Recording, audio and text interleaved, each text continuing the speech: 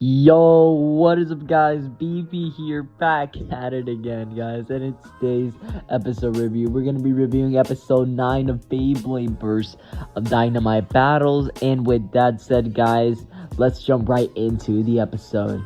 Alrighty, guys, so the episode starts off here. We start off with everyone just sitting on the plane on their way to BC, Seoul, or Spain.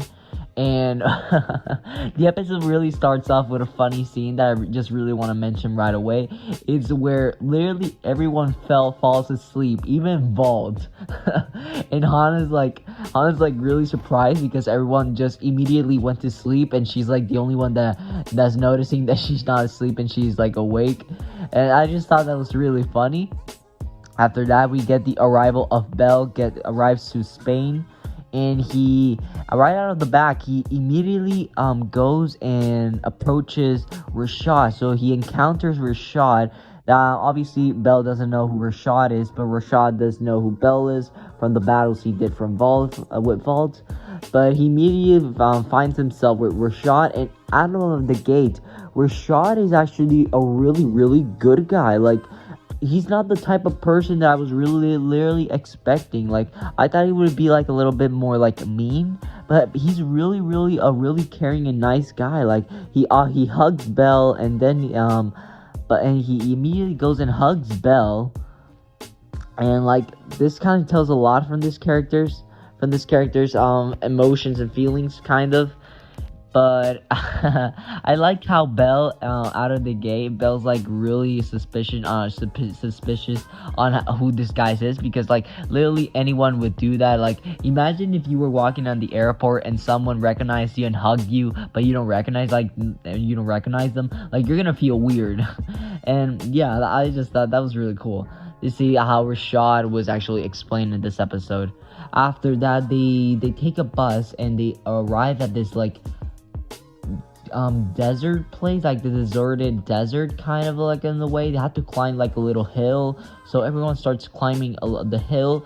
And something that demonstrates from Rashad Goodman's character is that when Hana got tired from walking on the hill, Rashad offered Hana some help, and what he did was she tied her up to the rope that he has carrying on, and he literally tied her up. And he was literally like a bicycle, like a motor bicycle. Like, he went super running really quick, and Hana was just enjoying the fresh air. And that was just really cool, because he's a really helpful guy, which is as of right now, I'm really liking this character. I am really curious and still what his bay is gonna be. But other than that, this character is, to me, as of right now, is looking to be a really cool guy. They arrived at the top of this desert, and they find out that there's nothing but pure sand. Vault tells them that they have to go to this specific location, to like this weird place where Free's training. Like, Free just moved into a new training place. Like, Free sometimes is so weird on picking new training places. But they arrive, so we immediately after that we get to Free. So Free's just doing some training, and we finally got to see the new Vanish Fafnir. But this time it's kind of introduced of Vanish Fafnir was actually introduced spinning, just like Mirage was when Hyuga and Hikaru met Free. So, and Ranzo immediately approaches Free. He tells Free that he wants to challenge him to a battle, and Free kindly accepts it, and he shows off immediately his Vanish Fafnir to everyone. And Bell's really surprised because he mastered the Dynamite system, because if you guys don't know, Bell is the originator for the Dynamite system, and Free out of nowhere comes with a Dynamite Beyblade, so he's really impressed by that. He introduces Vanish Fafnir, and one quick thing that I want to say about Vanish Fafnir, it's weird. I don't know, it's weird. Like Fafnir's not the type of Beyblade to have a bulky driver. That's kind of Dragon's thing. But Vanish Fafnir with that type of driver, I mean, it's not. I'm not criticizing it and saying that it's already gonna be bad. But it's weird. Like, it's weird and cool at the same time. The disc, I guess, is fine, but the driver, I am really curious on taking a look when I have it in my hands.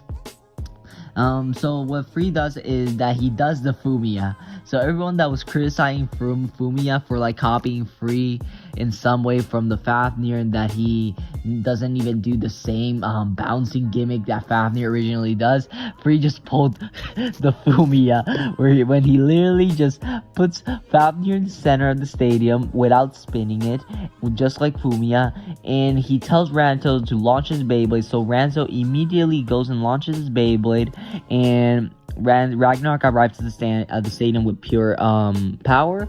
He makes the first contact with Fafnir, and thanks to that huge hold that Fafnir has, it was able to shock absorb all that energy in one hit and got a huge amount of stamina. Ranzo then immediately calls out Ragnar. Ragnar comes out. Other than that, Ranzo goes immediately for the double wing cyclone. The cyclone is up, ready to go, and Free. And I don't know, but I don't think, as much as I loved seeing Fafnir's avatar, I don't think that Free should have called Fafnir that quickly in the anime, because I don't think it was that serious of a battle.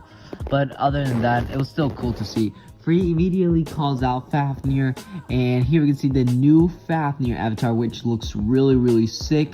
We got, instead of one dragon, we got 4 dragon heads, which like 2 are in the wings and 1 is in the tail, and that kind of makes sense because that's resembling like the 3 mini dragons that Vanish has.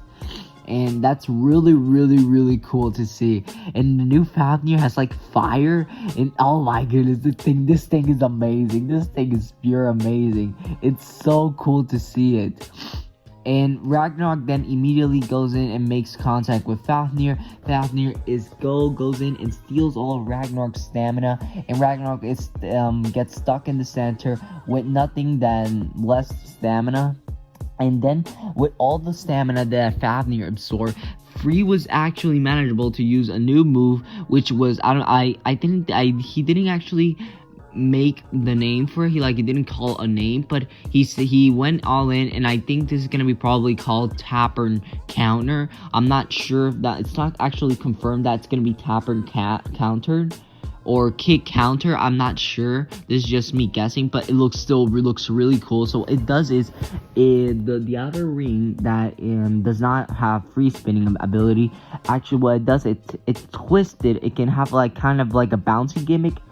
Tip doesn't have the bouncy gimmick, but like the outer ring has the bouncy gimmick, and I thought it was really cool to see. Free goes in and goes with all his might, and goes and shock absorbs Ragnarok with more than less stamina, and immediately pushes Ragnarok to the wall, and Ragnarok gets burst. So Free in the battle is declared the winner. And oh my goodness, this is so cool. But like I said, I don't think Free should have gotten that serious with Ranzo. I don't think that was necessary for this battle, but whatever. Then the episode basically almost ends here. We end off with Free challenging Bell to a battle. He's gonna do a battle with Bell and El Astro. If you guys don't know what El Astro is the place where